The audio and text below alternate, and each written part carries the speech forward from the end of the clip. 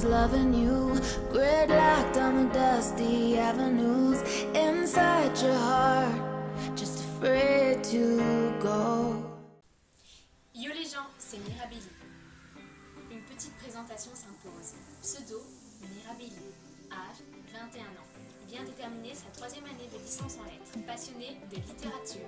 Le bac étant la semaine prochaine, je me suis dit que j'allais vous partager mes 10 conseils pour l'épreuve du bac écrit de français. Conseil numéro 1. Ne vous mettez pas de barrière. Habituellement, les profs préconisent une méthode. 1 heure sur la question de campus, 1h30 sur le brouillon, 1 heure pour la rédaction et une demi-heure de relecture.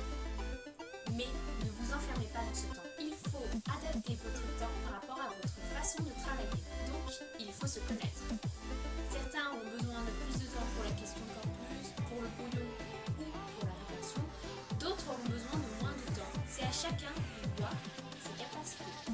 Je vous conseille seulement de ne pas dépasser les 1h30 pour la question de campus. Sinon, ce serait disproportionné, puisque la question de campus ne vaut que 4 points. Et surtout, n'oubliez pas votre note, ce sera votre meilleur ami. Il faut vous mettre dans une bulle. Il ne faut surtout pas regarder où en sont les autres. Chacun a son rythme. On aura tous l'habitude de jeter un coup d'œil sur ce que fait le voisin. Mais si vous voyez que votre voisin a commencé à écrire alors que vous n'êtes que sur votre brouillon, dites-vous simplement qu'il a pris l'écriture d'invention. Conseil numéro 3. Vous aurez le choix entre la dissertation, le commentaire ou l'écriture d'invention. Cependant, souvent votre prof vous aura donné quelques indications sur la réception des types de sujets. La dissertation est plutôt valorisée, ou alors l'écriture d'invention donne lieu à de nombreux hors-sujets. Ne vous fixez pas un seul type de sujet avant d'arriver au bac.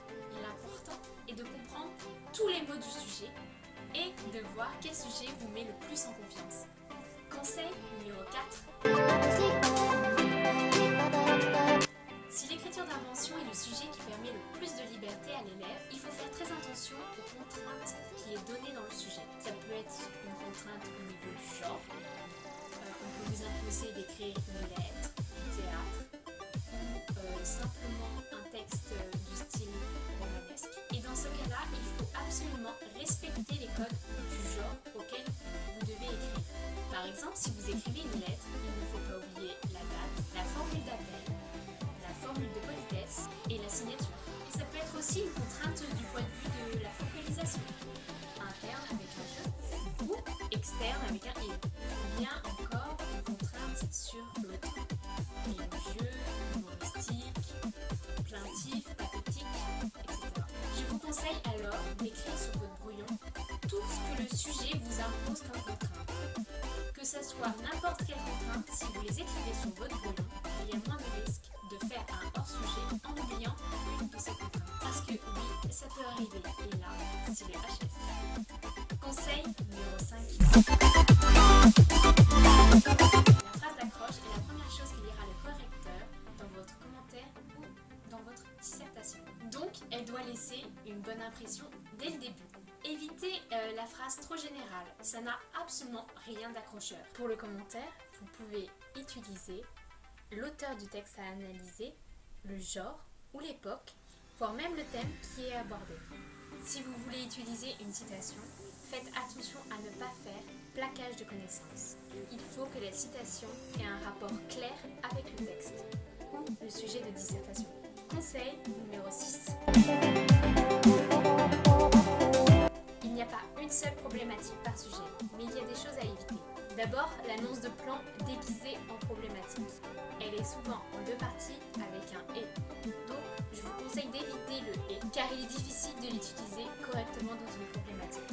Il faut aussi éviter la problématique trop générale qui peut être utilisée pour tous les sujets, que ce soit pour le commentaire ou pour la dissertation.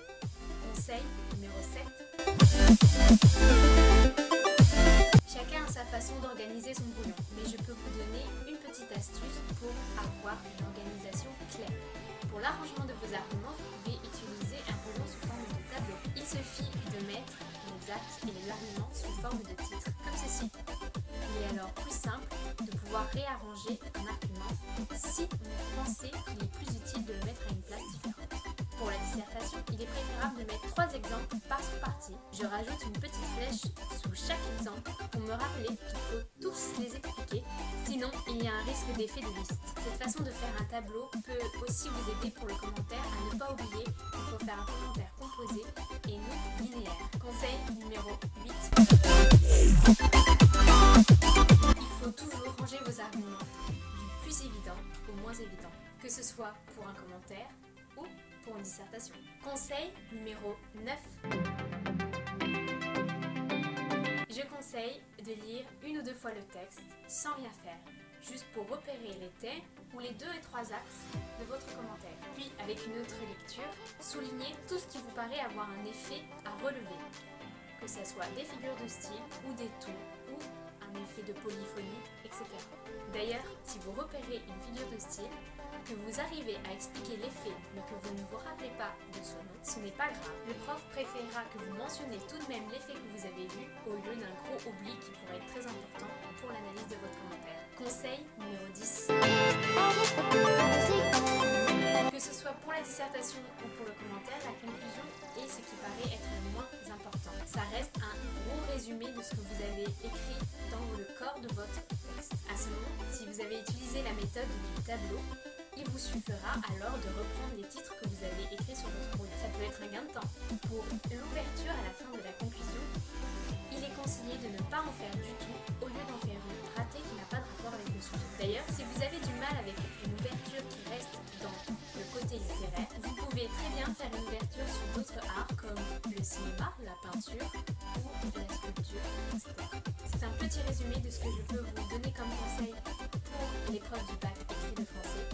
Évidemment, vous aurez sûrement entendu la plupart de ces conseils et si vous ne les avez pas entendus, j'espère vous avoir donné un petit coup de pouce dans vos révisions. Il n'est plus qu'à vous dire merde pour ceux qui vont passer le bac cette année. Et sinon, je vous dis merci d'avoir regardé cette vidéo et je vous souhaite une bonne journée. Ciao!